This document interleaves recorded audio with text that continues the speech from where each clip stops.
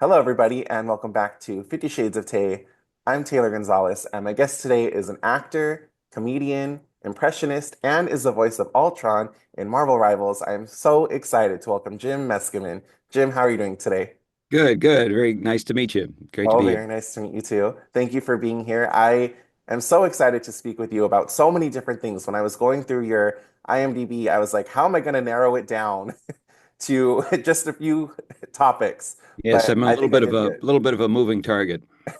Yeah, I can't believe all the incredible uh, projects you've gotten to be a part of that I have, Me loved neither. so much. So it's just so cool. Uh, Thanks. I wanted to start by asking, how did you get your start as an actor?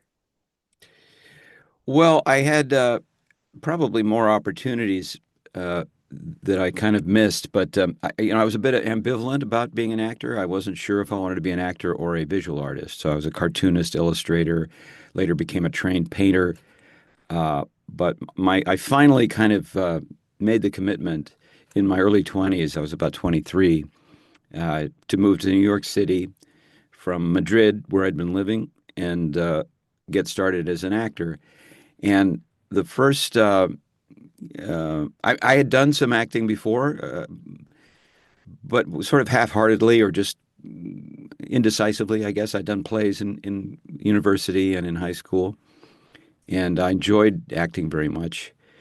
And I always felt like it was something that I could do, that I knew something about. My mom is an actress, and so I grew up in a acting household. But I didn't. I think the first job I ever got was as a pro. Intentionally, like I want this job. A friend of mine was a producer who was creating some promos for what was then I think it was an early version of American movie classics. So they played old black and white movies. And my friend said, "Hey, do you do John Wayne and Jimmy Stewart and Orson Welles and a bunch of different voices?" And I went, "Yeah." And then I found myself in a recording studio having to deliver those. And I found that I did it, and they were pleased, and I had fun, and they paid me, and it was like, okay, well maybe I actually can. It's starting to become obvious that I could become a professional at this. And so that's what I pursued then more avidly and intentionally from that point on. Oh my gosh, that is so cool. I love your Jim Pressions ABC song. I was watching that last night and I was like, oh my God, this is crazy. What are some of your favorite impressions to do? Well, I love to do Patrick Stewart because people respond very well to it, and for me, it's a great personal sort of satisfaction in embodying such an urbane and intelligent person without having to be particularly urbane or intelligent myself. And then people love Robin Williams, of course. I've been doing Robin Williams for a while for the Disney people, and that's a great honor. Always a great honor to be the Blue Genie. Oh, fantastic! And I don't know. I like to have the freedom of expression. I like to sometimes just be Tommy Lee Jones if I want to. Be very taciturn, not say too much, get down to business. And it gives me pleasure when I watch a performer that I love. Uh, like lately, I've been watching Landman with Billy Bob Thornton, and Billy Bob Thornton's just a fantastic actor. He's just so doggone charming and wonderful and spare. I mean, he just doesn't do a whole lot, and it just really rings home. I like to sort of see if I can be like them and sound like them and evoke them and kind of bring them into my house, I guess. And I think it comes a little bit from when I was a little kid. Excuse me. I'd go to see a movie like Jaws, for example, one of the great movies of all time, Jaws. I just did a podcast about Jaws last week. Oh, I don't know. awesome. I don't know how I convinced them to interview me about it. It's nothing to do with the movie, but I'm just a super fan. And back then, if you went to a movie and you really loved it and you wanted to think about it some more and think about it and enjoy it again, which we do with the movies we love, we want to, like, oh yeah, remember that scene? Remember that scene? Ooh, that guy was so great. But we didn't have even VCRs back then. You couldn't just go and wear out a tape. You had to go back to the movies. You had to shell out the money and sit in the theater again and get your mom to drive you and all that stuff. And that was very prohibitive. So what I would do is I would learn how to capture parts of those performances and literally replay them on this VCR. Oh my gosh. and I got good at it. I got good at capturing Mm. things and remembering them. And I can remember scenes, and I can see things, I can hear things in my mind's ear. And I think everybody, it's not just a me thing. That's a thing that everybody can develop. Anybody can, I think. And I think it's very key for people that want to do impressions or actors in general. You have to be able to observe life and then re-observe it.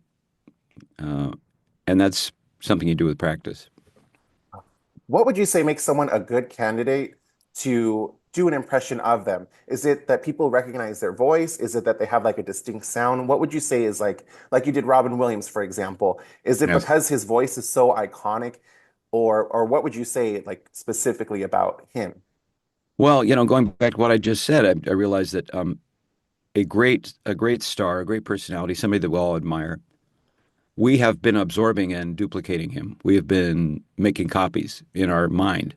We know, if we hear it a little bit, it's just like our mom. We can pick our mom's voice out when we're little in a crowd, even though they're all saying, "Stop that."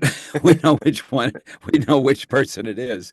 And I think, yeah, all those things you mentioned, do they have a distinctive voice? That helps. It's almost like a hashtag, hashtag gruff, hashtag speaks in a whisper, hashtag goes up and down like Jeff Goldblum. Yes, yes, yes, has a peculiar sort of cadence. These sort of things make them memorable. And then when we want to, as impressionists or actors, if we want to evoke them, if we mimic that, sometimes we don't even have to sound that much like them, technically. You know, there's many impressions that I do that if you put my recording side by side with the original is so different. But mine still can survive because my purpose is to kind of bring that person's personality back in the service of humor or tribute or whatever. And so, yeah, I think any of those things can make a voice memorable. But the thing I go by, do you feel some strong affinity for that person? And maybe it's that you love to hate them. We see an awful lot of people doing political figures, for example, that are generally, loathed exponentially. But there's something about them that we can admire, and or at least we want to capture. Maybe it's like, here's evidence of why I think this person is a jerk, and now I'm going to perform it. Uh, but affinity, like in my case, the actors that I loved growing up are the ones that I forever have endless copies of in my mind. I can take on their viewpoint. I can talk. I can say what they would say. I can go to a restaurant and order what they could order. It's based on affinity, liking, affection, interest, that kind of thing. It helps me reach towards them, and we kind of meet in the middle. That makes a lot of sense. So I am a huge Shrek fan, and I am counting down the days until Shrek 5. And I loved your performance as Captain Hook. Can you just talk a little bit about your experience working on the Shrek franchise? Did I do that? Oh my God! See, I'm sure you've had this experience with other voice actors. They go, "Hey, you Yes, played Edmund in the Throne of Pearls," and you're like, "I did." Captain Hook, huh? that's what it said on IMDb. And I was like, oh my God, I love Captain Hook. I think it said in Shrek the Third. Wow, it's news to me. Oh, I, I I, know. I'll fact check myself right now. it's news to me. Yeah, often, as you can appreciate, these assignments are very fast and furious. I've just worked on a couple of video games this week where there were like on just 2 days ago, literally, I worked on a video game. I did three different characters, very short speeches. Hmm. I don't remember their names. Oh, I kind of remember what they look like. I could with help, I could remember the name of the game. mhm. Because the other thing is they call the game something else. You book the Oh, job. yeah. This is what happens these days because of proprietary interests and non-disclosure. you book the job and they say, "Oh, it's called Buttercup." And you're like, "Oh, Mm. Buttercup, funny name for a video game."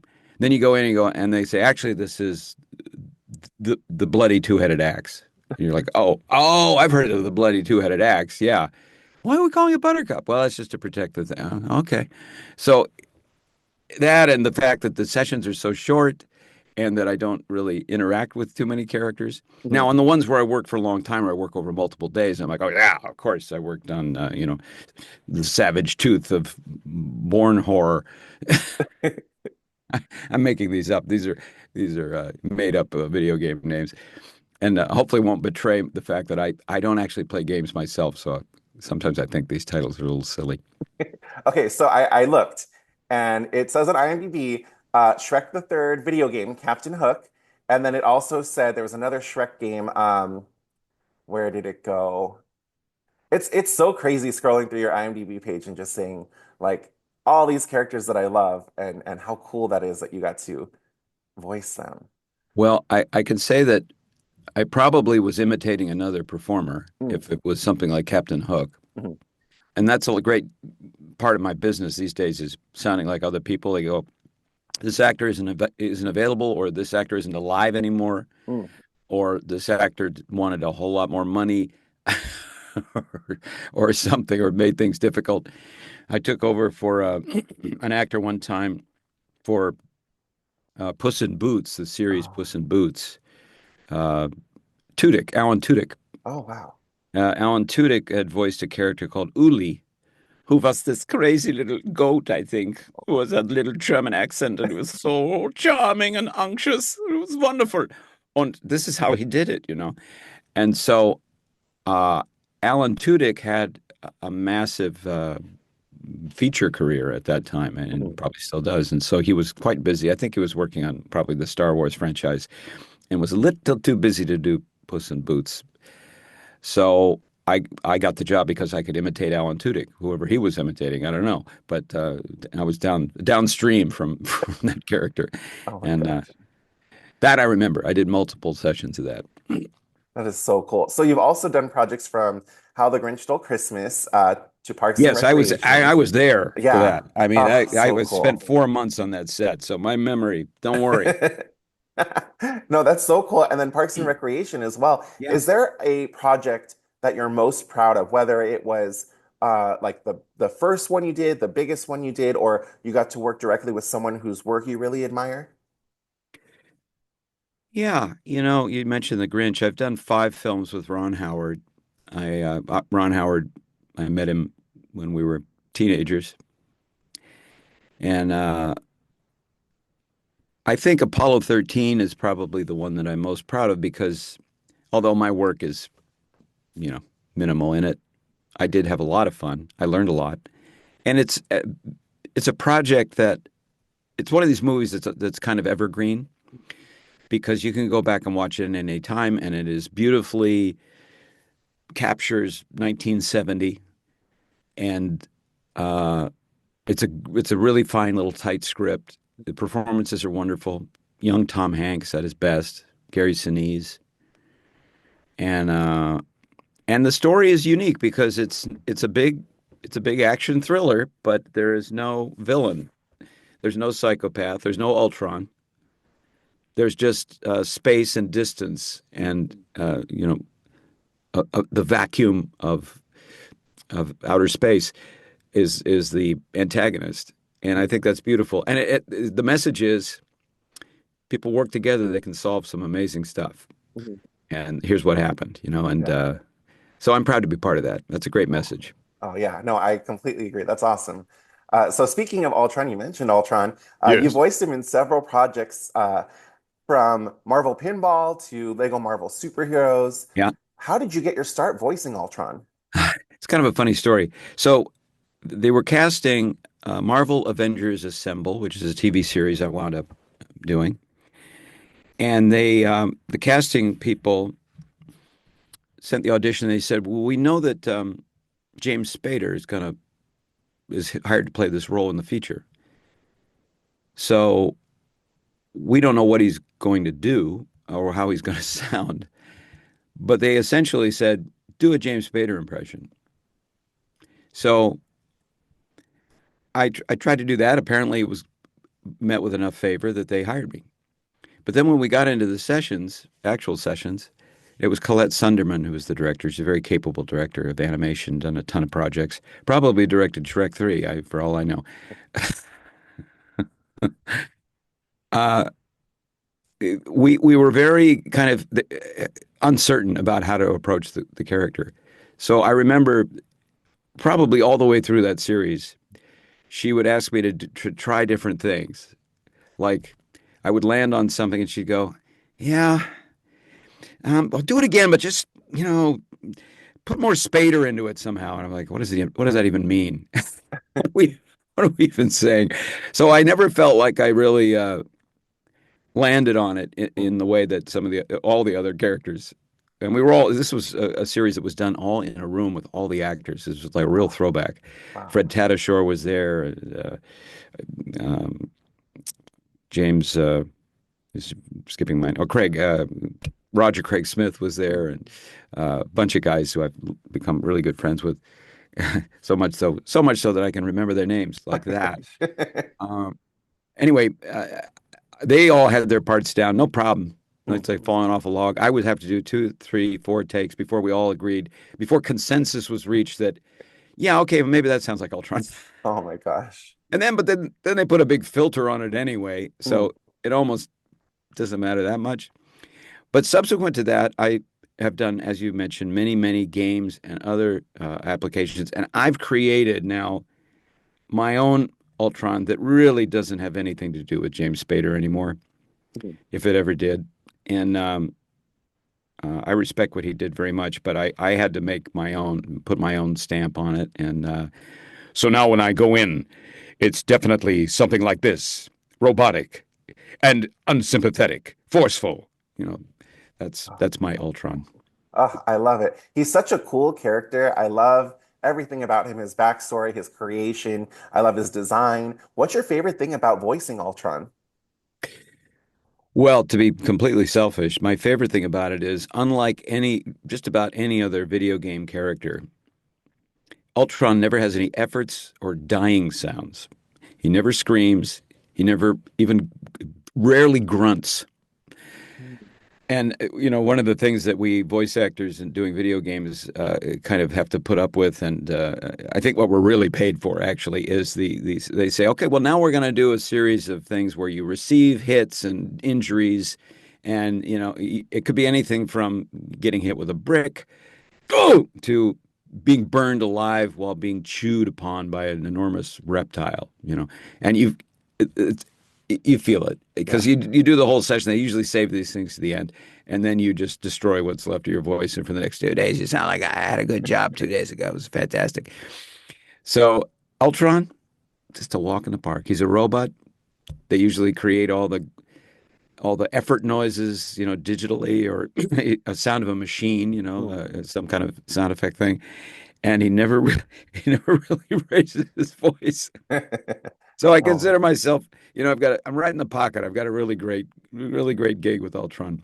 yeah. No, that's hilarious. I didn't even think about that because the other day I was playing Marvel Rivals and I was thinking, like, in the back of my mind, like, wow, while they're doing these performances, they have to do all the different grunts, like jumping, getting hit, Yeah. like you said, like getting burned, like respawning, all these like grunts and moans and stuff. And I was like, I didn't even think about that with Ultron. That's pretty cool because yeah, he's a robot, so Yeah. he's a completely different being, a completely different character. That's pretty awesome. Although there is some latitude there. Some producers go, yeah, we really would like some effort noises. We really want him when he's going to push off from Earth and fly in the air. We want him to go, "Ugh." Like, Yeah. okay, fine. But he rarely has to like, that kind of stuff doesn't happen. Oh my gosh. So The are other you? thing I think I like about Ultron, I was thinking about it because I knew we were going to talk, and you know how after World War II, I don't remember that period, but I know enough about it to know that we dropped a bomb on 2 bombs on Japan. And after that, one of the biggest franchises that ever got started in films was the Godzilla franchise. And often a culture will mythologize something that's happened to them and in an effort to sort of process what the hell was that. And I think the problem of comparable magnitude to an atomic bomb was a giant freaking lizard, dragon that would burn up your cities and destroy all your buildings. And Ultron, in a way, is kind of our imagining, although it hasn't, the damage hasn't really happened yet, of AI. What if AI goes out of control and wreaks havoc? And that's what Ultron is. Ultron is this supercomputer, super full of itself, doesn't care about humanity, and can replicate itself and learn endlessly and thwart any kind of efforts to, do it in. And I think maybe that's part of the the attraction and the long lastingness of Ultron is the fact that we're kind of all dealing with the Ultronification of the planet Mhm. right now. Anyway, what do you think about that? No, I agree with you. Yeah. I think it's crazy. Everything going on right now with, the actors strike and also just every time I open any kind of social media, it's AI and it's just like I'm so sick of it because I like seeing real art by real artists and people who put the time and the effort and the talent into it. And it's like I can't escape it. It's everywhere. I am hoping it's like a fad. It's like a phase and people are going to get sick of it and it'll go away. I think there could be some important things, not artistic things, but real practical, like medical things and stuff like that, that maybe AI could be used for. But I Hmm. think anything to do with art, that it's not art because it's not made by humans. So, Yeah, uh, agree, agree.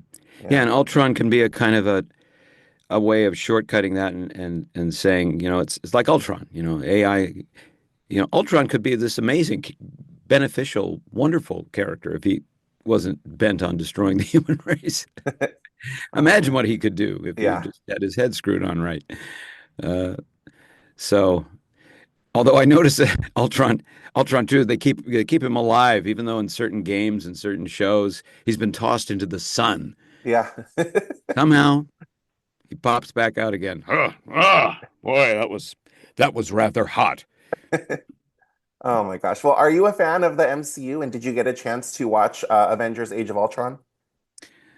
Uh, I am a fan. I didn't get a chance to see that one yet. I'm not a huge consumer Mhm. of this kind of stuff. I'm a little bit too busy looking for work all the time and working on my own projects. As an impressionist, I have a one-man show, a live show. Speaking of live entertainment, I do a ton of social media stuff, and I have many, many interests. So um, I kind of confine my Marvel stuff to things that I'm involved in. Well, do you think that when Ultron does join the game, you might watch some streamers online play and interact with the character? I think that'd be really cool to see how people play as him and how they interact with the character and just see how it evolves. That's a very good idea.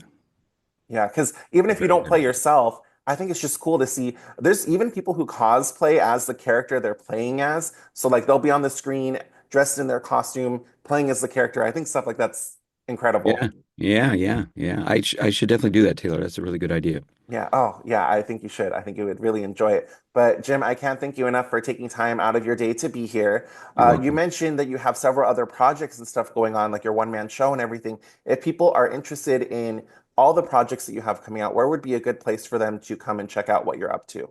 Well, they should go to jimmeskimen.com and get on my mailing list. And in fact, if they want to, uh, I have a very nice video of the show I did. My one-man show, Jim Impressions, was at the Gary Marshall Theater in Burbank last September for the 50th anniversary of Happy Days. My mother played Marion Cunningham. Marion Ross is her name, on that series. And it was the 50th anniversary, so I created a special show that had a lot of impressions and a lot of content that kind of dovetailed into the Happy Days thing. So Oh, if anybody would like to see that, you can go to jimmeskimen.com and in the contact form, just put in the subject heading or in the email, hey, send me a link, please. You have to say please. Send me a link, please, to your live show, and I will send that to them. No problem. Oh, that's great. Yeah, I will definitely put a link to your website in the description of this video so people can check that out. But Jim, thank you so much. I look forward to playing as Ultron and also beating Ultron in Marvel Rivals. I hope you have a great rest of your day. Thank you, but I don't imagine you will be able to be victorious over me, you pitiful organic life form. Oh my God, I love it. Bye. Bye.